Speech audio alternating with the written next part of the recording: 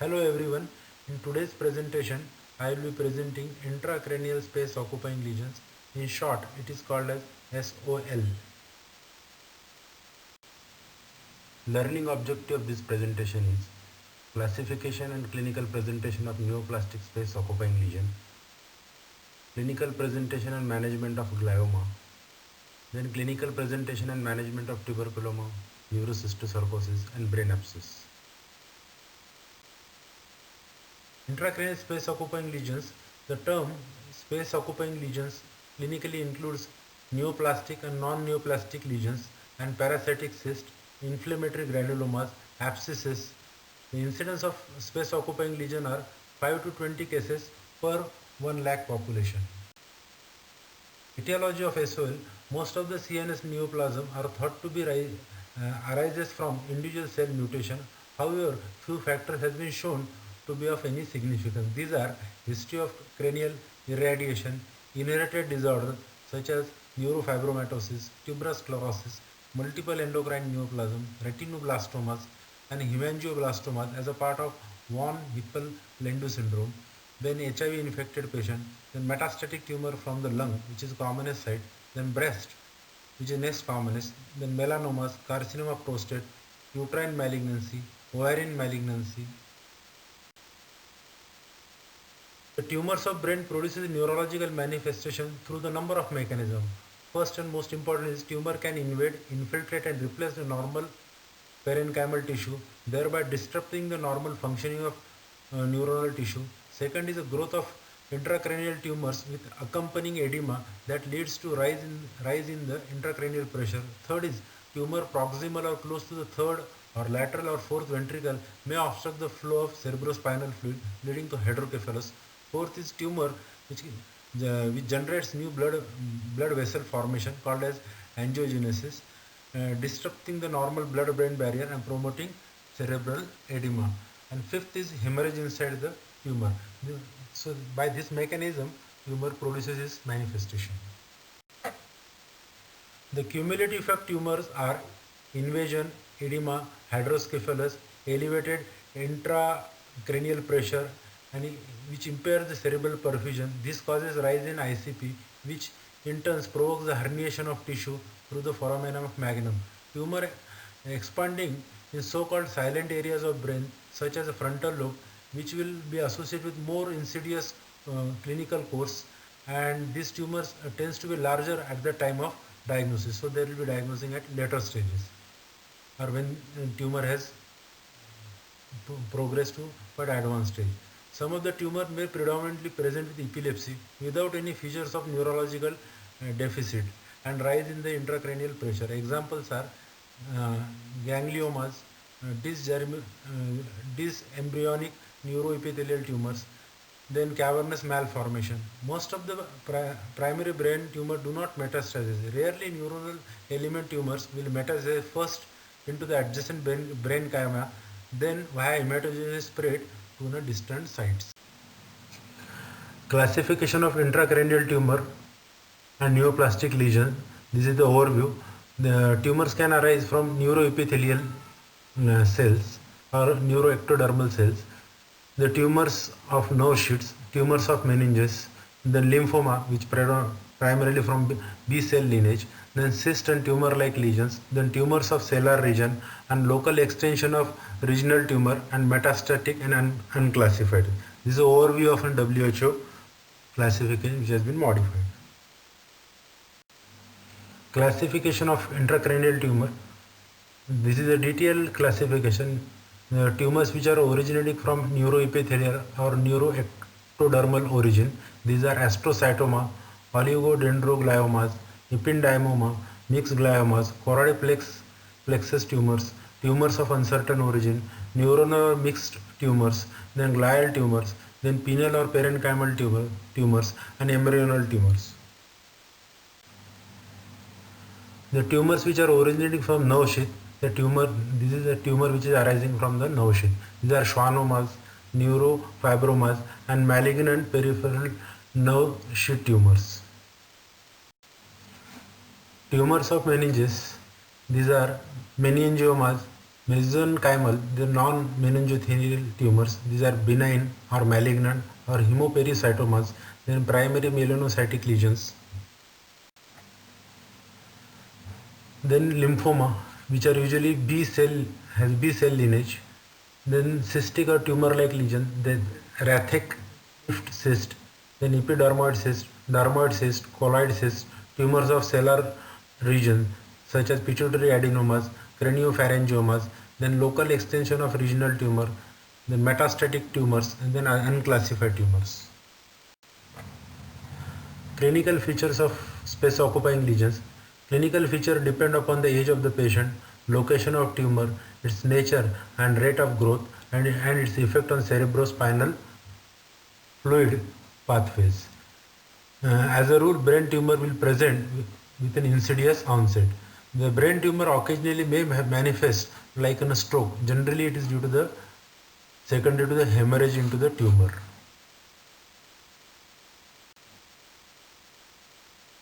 Predominant clinical features are headache, then papilledema, optic atrophy, abducent nerve palsy, which is a false localizing sign, then epilepsy, mental state changes, and focal neurological deficit depending upon the site of tumor. Investigation you would like to carry out is CT scan of brain, then MRI of brain. The details of this we will see in subsequent presentation. The common tumors are the gliomas, which are most common intracranial neoplasm, seen in 35 to 50% of all intracranial tumors. Then medulloblastoma, the tumor which is seen in the childhood, which constitute 20 to 25% of all pediatric brain tumors. Then cerebellar astrocytomas, mostly seen in the children's. Then ependymoma, a fourth ventricle being a commonest location. They have tendency to disseminate along the CSF pathway to the spinal cord. Then oligodendrogliomas, the majority of these tumors are supratentorial, predominantly affecting the frontal lobe.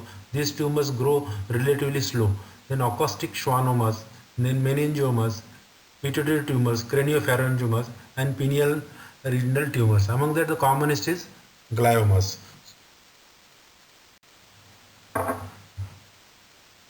We'll see gliomas in some details. The glioma refers to a tumor that have histological feature similar to normal glial cells. These are like astrocytes, oligodendrocytes, or ependymal cells. The gliomas are most common intracranial neoplasm, seen in 35 to 50% of all intracranial tumors. They may rise from any part of the brain. They are heterogeneous variety of tumor with varying degree of malignancy, ranging from juvenile cystic astrocytoma being most benign to the glioblastoma, the most malignant. The majority of cerebral gliomas are located in the frontal, temporal, and followed by parietal lobes. Glioma spread by contiguity, often crossing the midline, but rarely metastasizes outside the cranial cavity. Earlier slide, here there was no contrast enhancement. Here there is a contrast enhancement. Okay, this is because of the more malignant nature. As a result of neoangiogenesis, there is a disruption of blood-brain barrier, and thereby contrast is reaching to the site of lesion, and thereby it is causing enhancement. Okay, so that is indicating that this is more higher grade or malignant form of tumor.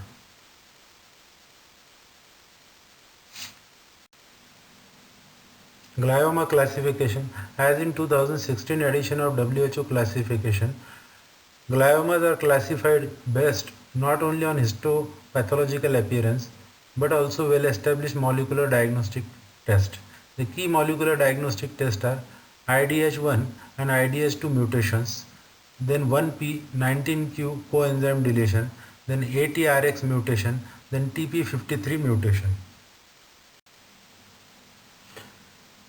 This is algorithm showing how you are going to use the molecular diagnostic test after initial histopathological evaluation. Astrocytoma, oligoastrocytomas, then oligodendrogliomas, then glioblastomas. Then you will going to perform IDH mutations, which will be either IDH mutant or wild type. So This will be sequencing of your molecular diagnostic test. Glioma management. Early diagnosis of glioma will have good result. Most of the tumors are associated with raised intracranial pressure due to brain edema or hydrocephalus. Preoperative use of osmotic diuretic and corticosteroid will help in relieving edema.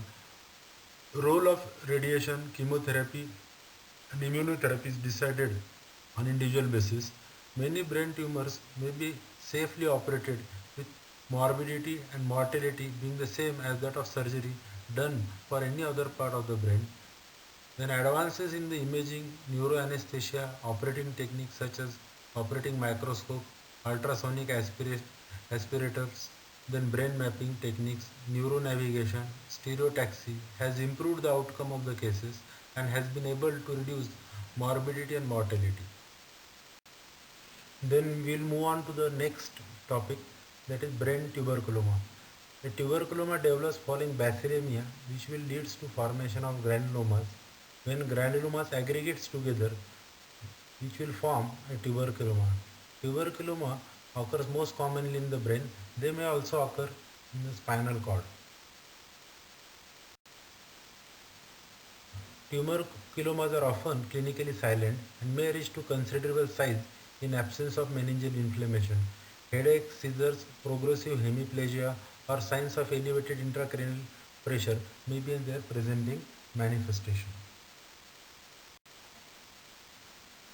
Radiographic finding of tuberculoma on CT. Early stage tuberculoma will consist of low density or isodense lesion, often with edema out of proportion to the mass effect with little encapsulation. On later stage, tuberculomas are well encapsulated, isodense or hyperdense and have peripheral ring enhancement.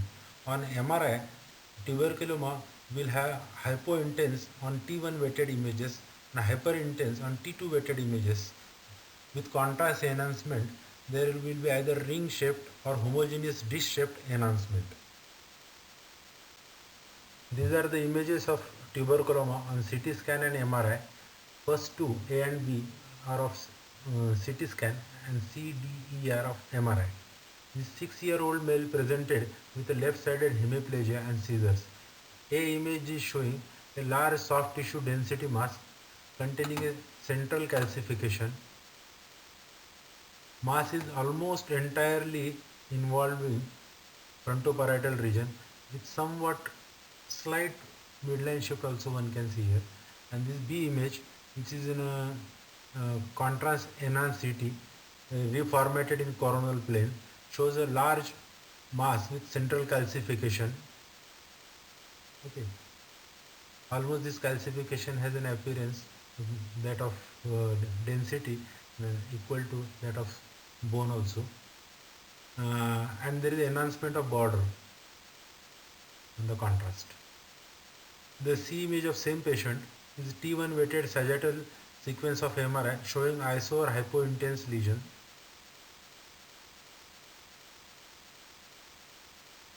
D is contrast enhanced T1 weighted MRI showing mass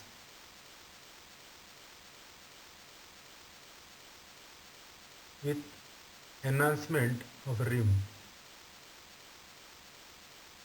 on the after using the contrast agent.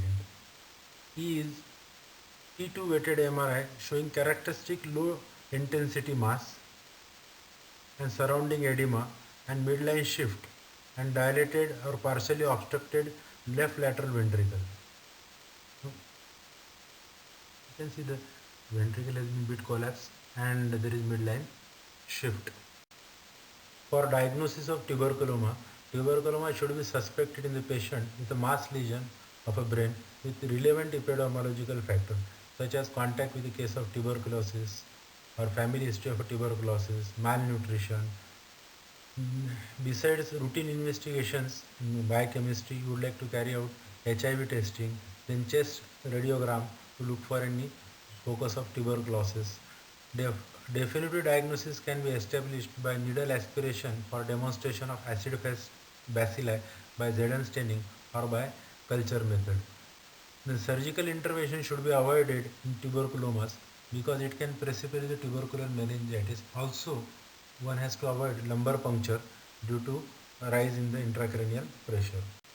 Differential diagnosis of tuberculoma are neurocystocercosis, cryptococoma, CNS toxoplasmosis, brain abscess, CNS lymphoma, brain tumor, which may be primary or metastatic tumor. Treatment of brain tuberculoma is anti-tubercle regimen consists of intensive phase of 2 months INH, rifampicin, pyrazinamide and ethambutol, and 4 months maintenance phase of INH, rifampicin and ethambutol. Total duration is of 6 months. Some of the authorities recommend 8 months duration of anti-tubercular therapy if the patient has gotten brain tuberculoma, which will be extension of your maintenance phase for 6 months. Then addition of glucocorticoid, especially if patient has a cerebral edema. We'll move on to another space occupying lesion in the brain, is a neurocystocercosis. Short form is NCC. Cystocercosis is caused by larval stage of tapeworm Taenia solium. This is a common form of cystocercosis is neurocystocercosis.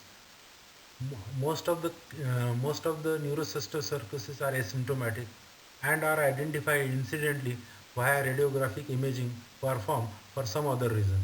Neurocystocercosis typically occur 3 to 5 years following exposure to the infection. Seizures are most common clinical manifestation of neurocystocercosis. Other common manifestations are altered vision, focal neurological signs, and meningitis.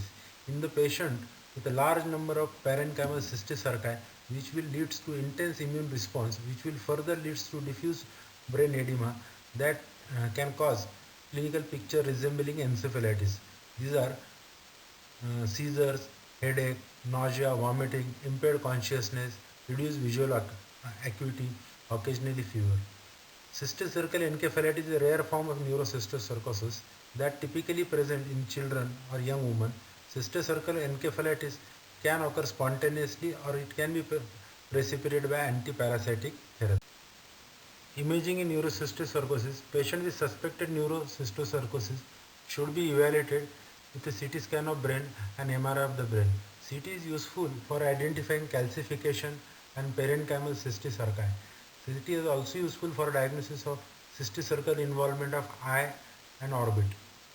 MRI is useful for detecting relatively small lesions and evaluating degenerative changes, detecting edema around calcified lesion and visualizing scoliosis within the calcified lesions. Fluid attenuated inverse recovery images, that is FLAIR images on MRI, are particularly helpful in identifying cysticerca in the brain parenchyma. These are images of neurocystocercosis on MRI. A is showing visible cyst in the structural MRI.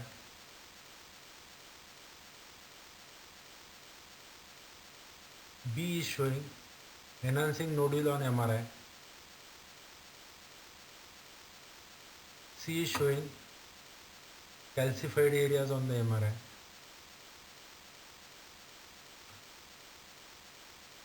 D is showing many parenchymal neurocystocercosis, as if there are stars in the, you can see in the night. And E is showing basal subarachnoid neurocystocercosis. F is showing intraventricular neurocystocercosis. These are images of neurocystocercosis on various imaging modalities. A is showing multiple viable cysts. B is showing single enhancing lesions, degenerating cyst. C is showing multiple interparenchymal calcification.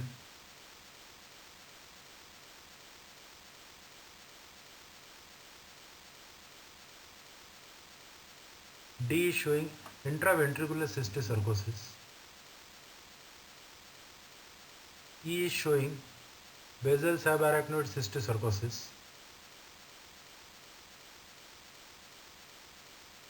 F is showing massive parenchymal cysticercosis, as if stars are appearing in the night. Then G is showing ocular cysticercosis. Obviously, this is a fundoscopic image. F is showing muscle cysticercosis. Obviously, these are 3D CT imaging.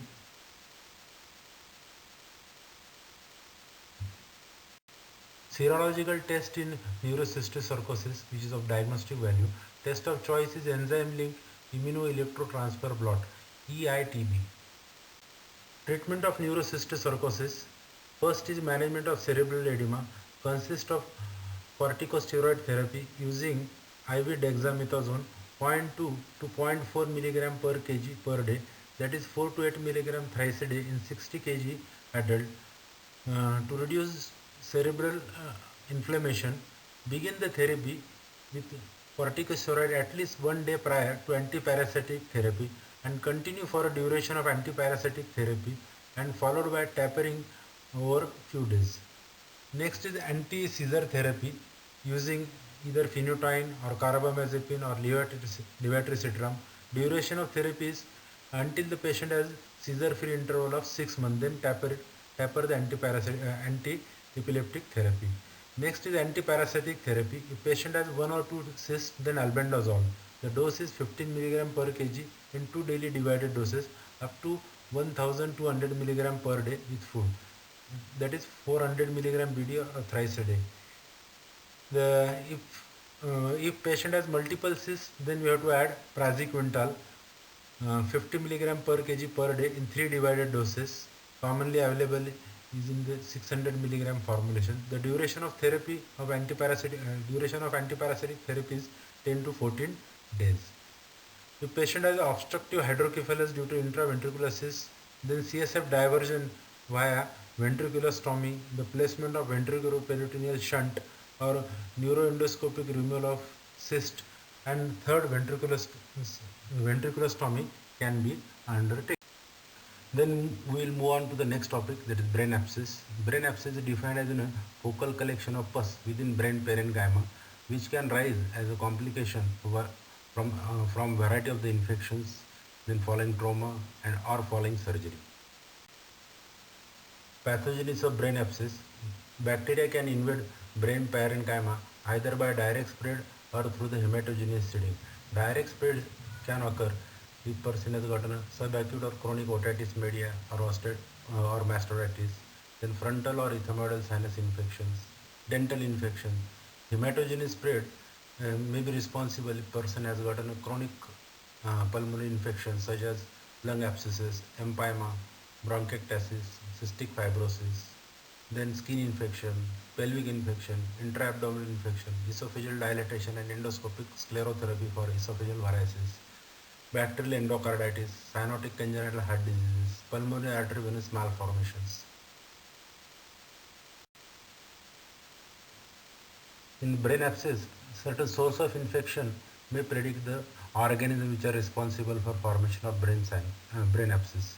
If person has got a paranasal sinus infections, then streptococcal species, Haemophilus, Bacteroid species, or Fusobacterium will be responsible organism. If patient has got a odontogenic source, dental source, streptococcal species, Bacteroides, then Prevotella, then Fusobacterium, Haemophilus species will be responsible. Patient has a ear source, that is otogenic source, then Enterobacteriaceae, streptococcal species, Pseudomonas and Bacteroid will be likely organisms. If patient has got any infection, lung is a source, then streptococcal species, Fusobacterium species or Actinomyces species will be responsible. If person has got a urine tract as a source, then Pseudomonas aeruginosa, then Enterobacterial species will be likely causative organism of brain abscess. If patient has a penetrating head trauma, then Staphylococcal aureus, Enterobacter species and Clostridial species will be likely responsible organism.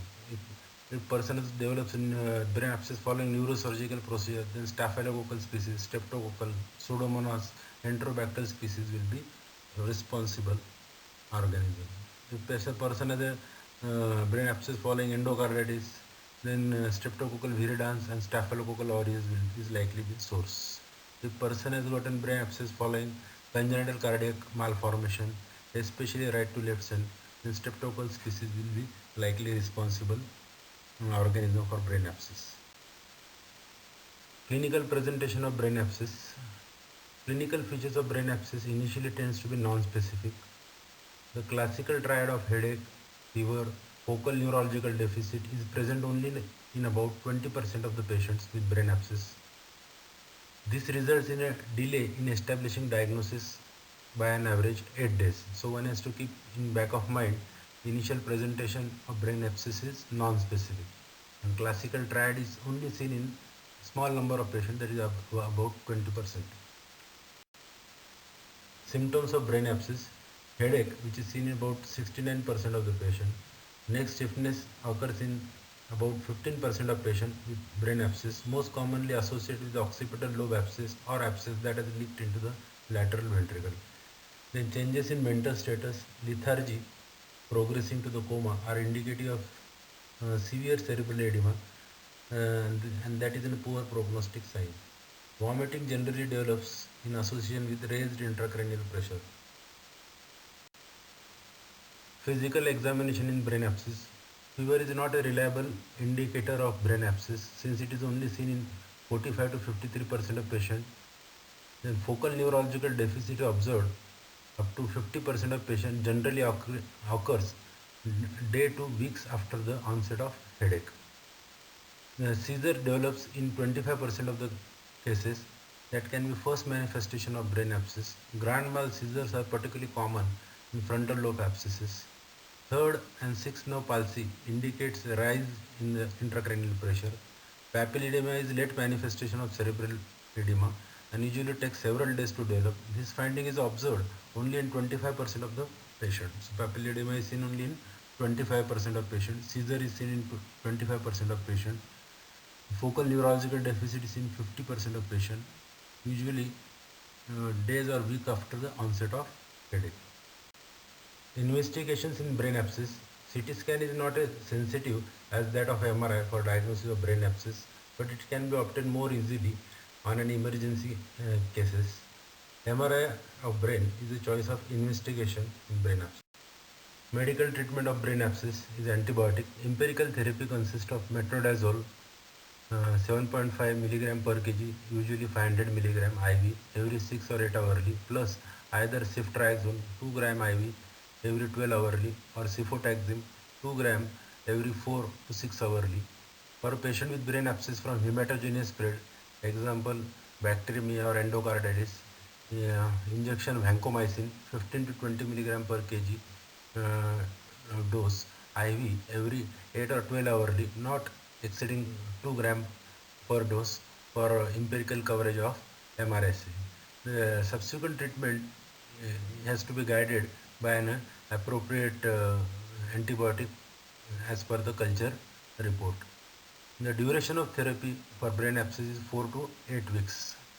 Glucocorticoid can be given if patient has got a mass effect, then IV dexamethasone 10 milligram bolus followed by 4 to 6 milligram 6 hourly. It need to be discontinued after the mass effect has subsided and neurological patient has improved. Surgical modality of treatment of brain abscess is aspiration. Needle aspiration is generally preferred to surgical excision since it has less neurological damage and consequences. Surgical excision